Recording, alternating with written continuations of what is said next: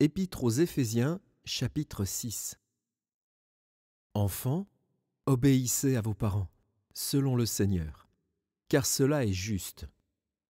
Honore ton père et ta mère. C'est le premier commandement avec une promesse, afin que tu sois heureux et que tu vives longtemps sur la terre. Et vous, pères, n'irritez pas vos enfants, mais élevez-les en les corrigeant et en les instruisant selon le Seigneur. Serviteurs, obéissez à vos maîtres selon la chair, avec crainte et tremblement, dans la simplicité de votre cœur, comme à Christ, non pas seulement sous leurs yeux, comme pour plaire aux hommes, mais comme des serviteurs de Christ, qui font de bon cœur la volonté de Dieu.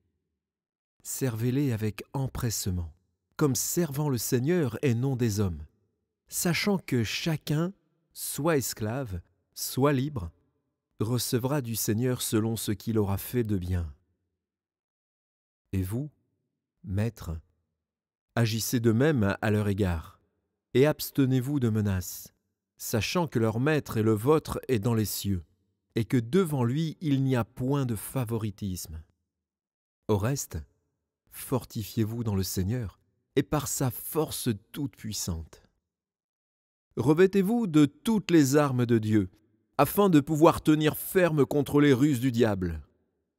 Car nous n'avons pas à lutter contre la chair et le sang, mais contre les dominations, contre les autorités, contre les princes de ce monde de ténèbres, contre les esprits méchants dans les lieux célestes.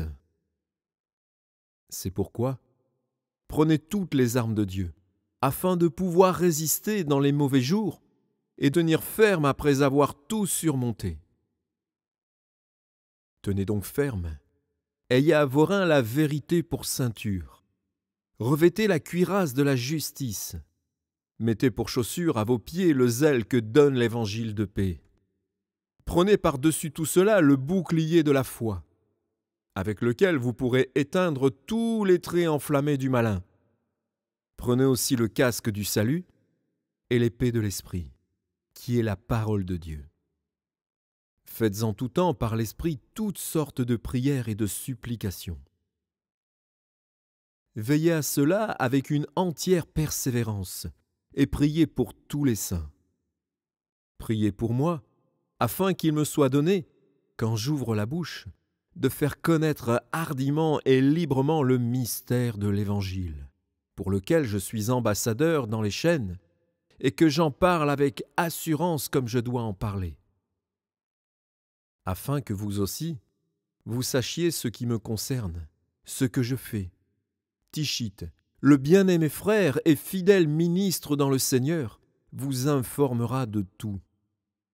Je l'envoie exprès vers vous, pour que vous connaissiez notre situation et pour qu'il console vos cœurs. Que la paix et l'amour avec la foi soient donnés aux frères de la part de Dieu le Père et du Seigneur Jésus-Christ. Que la grâce soit avec tous ceux qui aiment notre Seigneur Jésus-Christ d'un amour inaltérable.